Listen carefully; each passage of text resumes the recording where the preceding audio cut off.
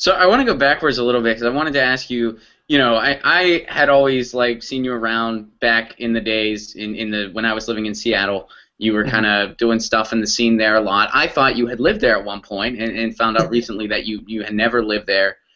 So is that kind of like how you did things coming up? Did you just kind of like tour a lot but kind of focus more on like independent scenes and stuff like Ye- that? Yeah, I mean, I think I just kind of took any kind of road thing I could get, and after doing that Seattle comedy competition and meeting so many people from the Pacific Northwest and Vancouver, and even like sort of Alberta, Canada, it just seemed like there was a lot of one-nighter work and stuff. Like I just wasn't really able to get out on the road on my own, playing a bunch of clubs, middling for anybody. So when I met everybody in the Pacific Northwest, when I met, some of those comics that knew about the one-nighters and stuff, I would fly out to Seattle and just try to stay as long as possible, hitting up every one-nighter I could possibly do before going back home, so that I kind of felt like, all right, I'm doing this, and I'm doing a little bit more time, and I'm getting paid for it, and I'm in front of different audiences. Yeah, early on, I just decided to start doing that, and that just kind of led to meeting other comics who knew of other one nighters and other independent shows, and it just kind of kept going. So where was home at the time while all this was going on? Around the time that I was living in Washington D.C. when I first went and did the competition, and then when I got back, myself and my wife, we moved to New York City. So I'd say the majority of the time that I was getting out and going on the road, I was in New York.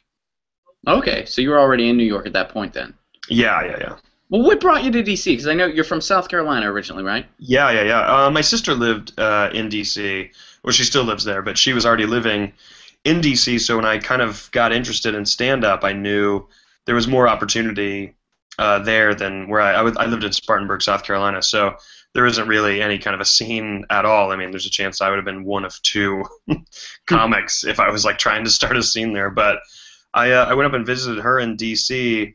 and I saw that the city paper listed a bunch of open mics and stuff, and I thought, all right, this seems like the place where I could get a lot of stage time, and also, she wouldn't mind if I crashed on her couch for a little bit of time, so I could kind of get my feet on the ground. So that it kind of led to that because she was there. How long ago would this have been then?